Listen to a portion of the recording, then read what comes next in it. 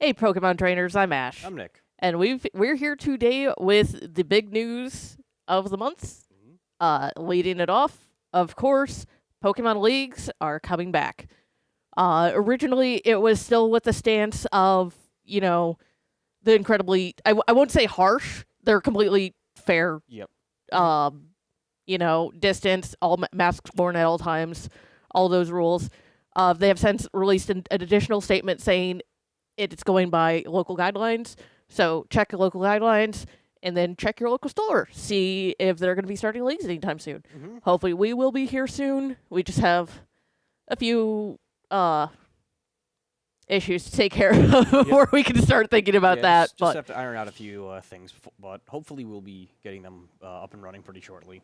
So yeah, it's awesome to see leagues back in. I was not expecting this until probably late in the year. So seeing it happen in the summer is perfect. We're going to have kids able to play freely without worry of school. College students are out of their classes for this the semester, so Masters leagues will be nice and good. Yeah, it's exciting, and we're also in a really good standard set right now. Sure, it's dominated by a few certain decks, but ultimately there's still so much variety and so much talent out there, really. Yeah, definitely. It did come a little bit out of the blue. I was expecting with how they had talked about leagues previously that we wouldn't have been seeing this likely until early next year. So it's very nice to kind of an unexpected, hey, surprise, you can start playing organized Pokemon again. So yeah, definitely keep an eye out. Like I said, keep an eye out on your local stores, and that'll be there soon. Yep. But of course, that's not the only news that we're bringing. Yeah, never is. The next announcement we have is the really cool statistic we've seen. Sorry. If Nick will pull up the right stat. In 2021, last year, Pokemon has sold 9.1 billion cards. That's holy cow. Yeah. That's a big number. And revealing a record of 9.1 billion Pokemon cards were produced from March 21 to 22, and it's the second year in a row Pokemon has broken this annual record. That's insane. I'd be interested to see how that stacks up to other TCGs that are in the same market as if Pokemon has taken the crown of most popular TCG, just on that 9.1 billion cards alone sold. Yeah, especially with Magic, which is what we tend to have our experience in. Just not even Magic, Yu-Gi-Oh, Pokemon. Just to kind of see which one of the three Titans took the crown. Now moving on to the one that I clicked on. And then, of course, the other super huge announcement that I know everyone that's a diehard Pokemon fan is excited about. Scarlet Violet information has dropped. We got to see a new trailer. We got to see some of the new features. One of the things that they're boasting this time is multiplayer up to 4 players. We've seen it a little bit in the past with the Wild Zone, where you could interact with trainers across the world, but it was limited at best. This time, you're actually able to play with your friends from the looks of it. Yes, that is huge. 4-player multiplayer. I think that is the first time they've ever done that.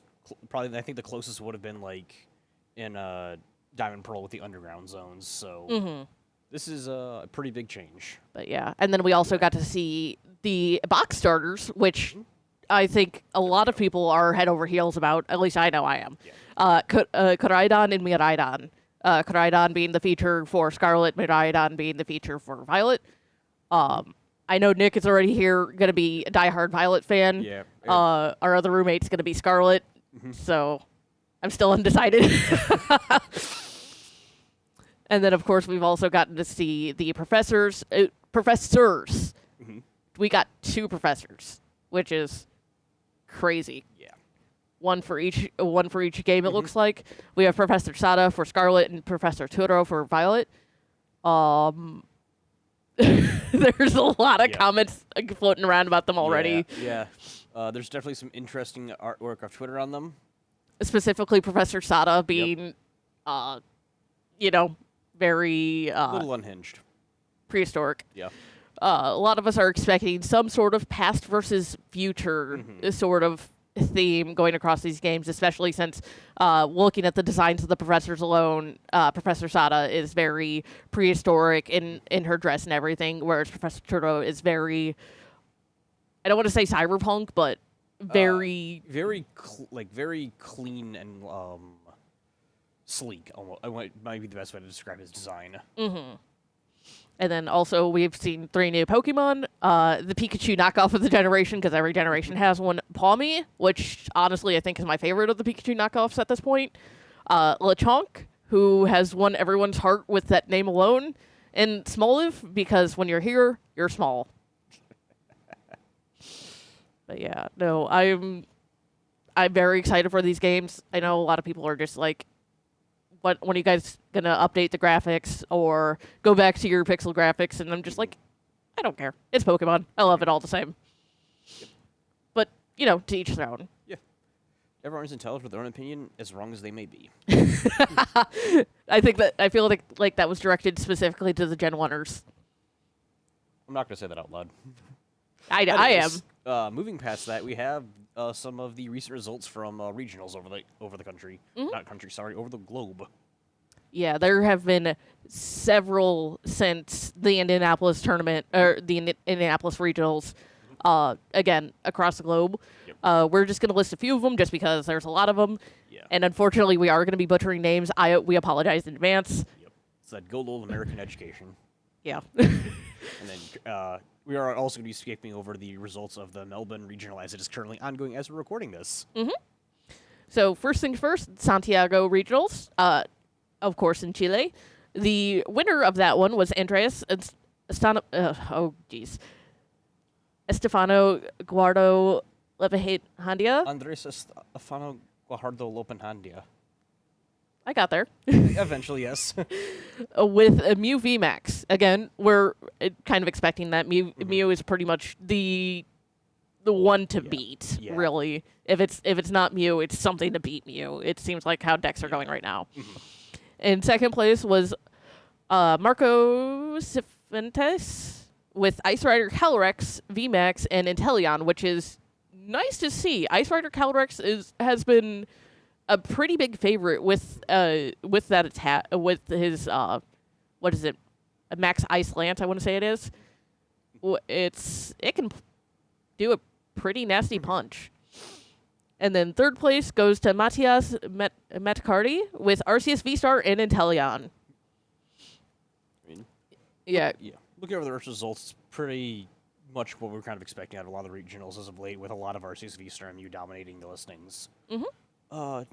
Let's see if there are any outliers that are popping out in these results. I'm seeing a Whimsicott V-Star. But yeah, no, it looks like it's a lot of Mew VMAX and Arceus V-Star. Yeah. Though I am also seeing Arceus V-Star and Malamar VMAX, which, kudos. Yeah. And past Santiago, we had Milan. And, of course, Italy. Taking first is Tord Reklev. Nice Italian. With Rapid Strike Urshifu VMAX and Inteleon. Second place to Tamao Cameron with Arceus V-Star Malamar VMAX. And third place to Jack Old with Mew VMAX. Yep, again, going through the list, just quickly glancing through it, I'm seeing a lot of Arceus V-Star. I did see a Jolteon VMAX down there, a few Rapid Strikes, Urshifus in there. Kind of glad to see Rapid Strike Urshifu coming back. I don't know which one I prefer between Rapid and Single, because they're both pretty good. Yeah, but it definitely adds a little interesting third element to kind of the rock, paper, scissors now of Arceus V-Star, Urshifu VMAX, View Max, where it's rock, paper, scissors in deck form, I guess. Mm-hmm. Because Urshifu beats Arceus, Arceus beats Mew, Mew beats Urshifu. Yep, yeah. We've got our little weapon triangle of Pokemon now. And moving on, next we have the Vancouver Regionals. Of course, in Canada. First place going to Parker Lish with Arceus V-Star and Crobat VMAX. Second to Tord. Wait, wasn't he in the last one? Yeah. Tord's congratulations again, Tord. Yeah. For another, again, with the Rapid Strike Urshifu VMAX deck. And then third place, Andrew Kennett with Arceus V-Star and Gyarados VMAX. Gyarados being a very interesting choice. Mm-hmm. One I enjoy because I've always thought he could, again, a really big punch Yep. if you could get the energy for him.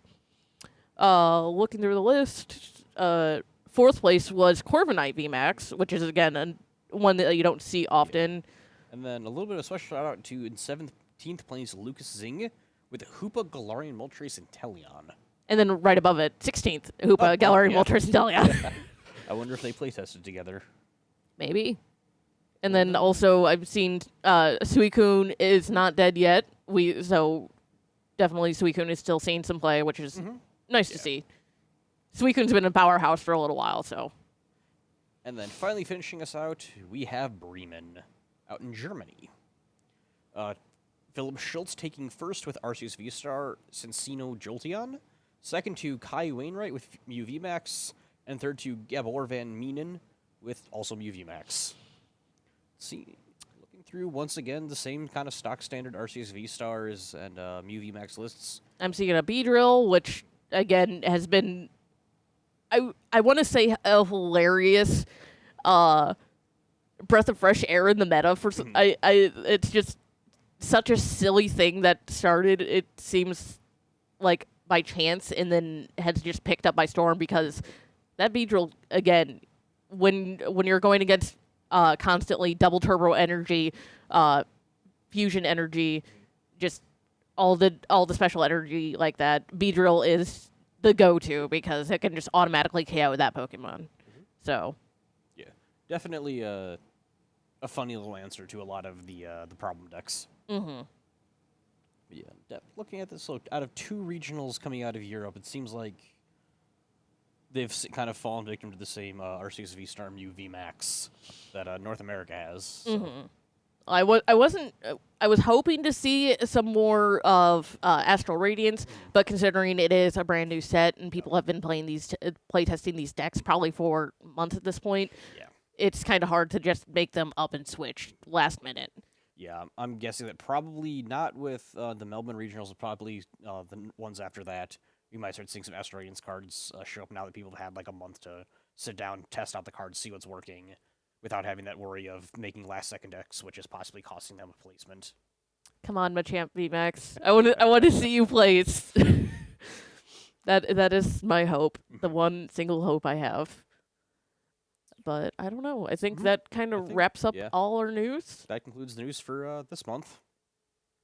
We'll see you next month. Not really. We will have lots of other things to say. Oh, yeah. But as far as news goes, I'm Ash. I'm Nick. And we'll catch you next time.